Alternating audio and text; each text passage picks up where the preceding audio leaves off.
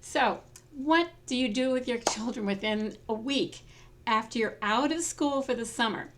And even though summer isn't here yet, I want to suggest that you start thinking about it now. When my kids were growing up, I used to really like sitting down with a cup of tea and just poring over some like brochures or like those magazines you pick up at the tourist traps that give you ideas of things to do with your kids in the summertime. Now you can go online and get ideas. You can go into Chat GPT, I've heard, and find out what you can do in your area or in some other area, and you can plan an agenda.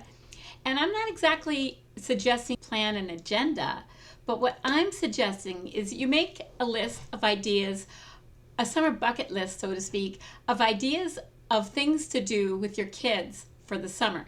Because if you're like me and your family is like mine at all like mine, your kids will get bored within a short amount of time and want some activities and want some fun things to do. And although you're not going to be doing things fun with them every single day, it just really helps to have some ideas to pull out of your pocket every once in a while, so to speak. So this is about 5 reasons moms need a summer bucket list for kids. So when your kids are out of school, I don't care whether they're homeschooled or go to a Christian school or public school, we all have the same problems. And they are looking for adventure, fun-filled summers. And I'm here to tell you, it doesn't have to always be going someplace. My kids, when they were little, had the most fun with the huge box. I don't remember what it was from, like a washing machine or something. And we made it into a submarine, which they played with the whole entire summer. They painted it and decorated it. It was in our family room, and it was so much fun. So it was bucket loads of fun. So you've come to the right idea for maybe not exactly ideas, but I'm going to stimulate your brain so you can come up with some ideas that'll fit your family. So creating a bucket list for your kids is the best way to keep them occupied and not so bored in the summer. Even some ideas that you might have them do while you're doing something you need to get done. Because summer isn't all about kids, but maybe you can make them think it's about them. So no, really, make a summer bucket list for your kids. And I'm serious, I did this. I actually had a book that was something about insanity in the summer insanity or something like that. I don't know if the book is still out there, but it was wonderful. And so you can look on Amazon for ideas like that. They are out there. And I remember a while ago looking up ideas and coming up with a whole plethora of ideas. So when life happens, it amazes me that kids will reminisce about the good times they had and not always the bad times. And even if they only focus on the bad times, which some of my kids do, you will end up finding pictures if you recorded some pictures and took them and kept them in a safe place in the cloud. And what happens to me is I see these pictures and I think it wasn't all that bad. We did have some fun things. And I have forgotten even the things I came up with and thought, we had some fun times. So putting your ideas of places to go, books to read. I used to read aloud to my kids, and crafts you can do with them. Because even if you live in the north like I do, I live in the northeast, and half the time raising my kids, I lived in New York, about on the same geographical level as I live now in northeastern Pennsylvania, and it gets hot. So you still might want to escape to where it's cool in your basement or air conditioning and have them do some things that are fun. So making a summer bucket list will help you to remember all your good intentions and actually do them. Because you might think, oh, this will be fun to do in the summer, but if you don't write it down, you won't have it. You won't remember it. And you won't come up with it when your baby is screaming and you need an idea for that teenager or in between tween. Okay, so when life with kids get stressed, the list will actually jog your brain and get you all back on track. So it says in Matthew 19:14, but Jesus said that the little children come to me and do not hinder them, for to such belongs the kingdom of heaven.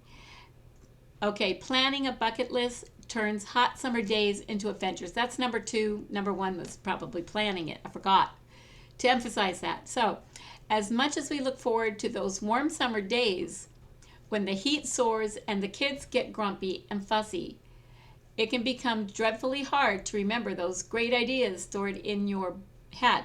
So get them on paper. Get a piece of paper. Write them down. And you might have a section for reading books, one for doing things outside, and one for ideas of what you can do inside, and even the activities, the puzzles or the whatever that you have. Write them down, because I could get stressed out by the behavior of my kids and not be able to think of what ideas I had. And I can't tell you how much this helped me. I did this year after year. So pause, get your tea, get your coffee, and while it's still chilly and you aren't having to spend time outside with your garden or whatever, that you can come up with some of these ideas.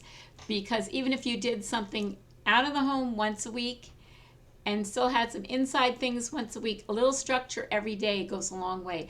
I would have them, we would do some chores, get out and do the garden early in the morning, come back in and do some other things. And even if it's keeping them reviewing their math with the math drill sheets, you need math drill sheets, you need maybe coloring pages set up for them, a little routine of things like that they can do to keep them hopefully quiet for a while, depending on their ages. Even older kids, if they're taught, they can enjoy coloring. If you've taught them to enjoy it, encourage them, and a lot of them will. And a nature notebook is a good idea, and a scavenger hunt of finding nature things, and then coming home, coming back in the house and using those things to put into a notebook. All kinds of ideas. So in John 1:4 it says, I have no greater joy than to hear that my children are walking in truth. I also had my children write out a couple Bible verses in the summer, and that helped to focus their minds on the Lord. And when your kids are bored and bickering, your kids might need direction. And I can't think of when my baby was screaming. I had a baby and then I had some children a little bit older, so that if I was prepared, it really, really helped me. And so I can't even remember what to do when I have a fussy child. And so it always helped to have a plan. So make the bucket list of exciting ideas and slip it into a plastic jelly-proof sheet and post it on your fridge or wherever. Maybe you don't want your kids to see it, so they're hounding you when you aren't up to doing those things. So if you forget you have a plan, your kids will be sure to remind you if you have it on the fridge. So number 4 is prepare ahead with a bucket list. I keep emphasizing this bucket list idea. So making a list is all well and good, but if you haven't gathered or purchased what you needed for the activities, you'll still be up a creek and without a paddle on a hot summer day.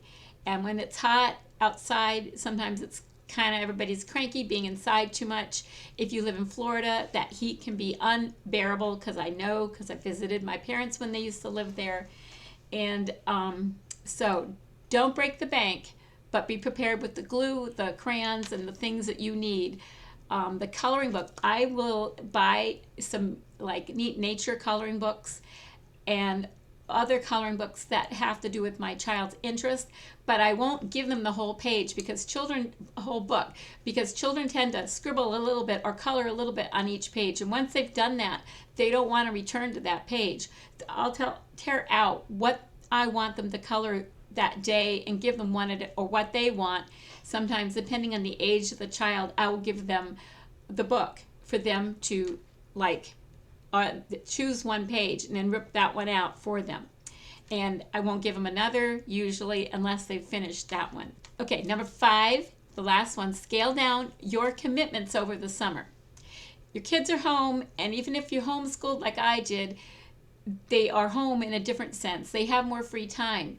And so if you're doing too many things outside the home, it can be like, it just can make the behaviors get worse because they want your attention. And sometimes they don't know how to actually say that, but they want you. And even if your children grow up and some of them don't follow the Lord, then you can look back and know you did the very best you knew how to do. In all your imperfections, you still know you did the best you could. So if you scale down and you don't have a lot of commitments outside, this is a season of your life that you're raising your kids. They're grown like that. And then you can have time to do the things you want to do. So it's so important. I can't stress enough. You want to give the most of these days to your kids that you possibly can, so you know that you are like reading stories to them about Jesus and reading other stories that aren't specifically about the Bible but have messages in the book about the Lord that help to direct their lives. And I have a sixth one. I thought I said five, but that's okay. Quality time with your kids. This is so important. There are so many things I want to do with my life right now, but doing those things in excess will only bring frustration and overwhelm when I don't fit it all into my day. So while you're raising your kids and they're still in the home, there are a lot of things you might want to do, but you can't fit it all in. And your kids are most important. That and your husband, because he's going to hopefully still be there when the kids are grown. And you want to culture that relationship so you don't lose that relationship. So spending deliberate time with your kids or grandkids, because at this point in my life, for 5 months over the summer, I spend time with my grandkids 5 days out of the week. And it's the same things matter. Being prepared with ideas for them, finding things that they'll like to do so that I'm prepared for the summer. And if you work from home, set your business hours and spend time with your kids. And you might want to cut back on those hours in the summer while they're home or they're free and not doing school, and not expect them to fend for themselves for too much of the time. And when they are fending for themselves while you're working, that you have maybe a folder of things for them to do each day that you fill with coloring pages, Bible verses they might want to write out, and or not want to write out, but that you have them write out. They don't always want to do what you have to do, but they do respond normally to the structure. And allowing them to spend a lot of time on a tablet so that they're quiet, so that you can work on something that is of your interest or responsibilities that you need to do, will backfire in the long run because of the damages that tablets do with the YouTube time, cartoon time, whatever, that they aren't using their brain in a way that will prepare them for adult life in the best way possible. So Jeremiah 1:5 says, "Before I formed you in the womb, I knew you, and before you were born, I consecrated you. I appointed you a prophet to the nations." So they need you, and they need your time. And it will matter because you have an influence in their life for eternity. And so, do you have children in your life? Are you making a summer bucket list? Has this helped you in some way to give you some ideas? Tell me about it in the comments below, and I'll respond to you. And look at the description. I will show the blog post that you'll find this in, that might have some things that I didn't mention here. And I'm so thankful that you joined me and listened to this to the end.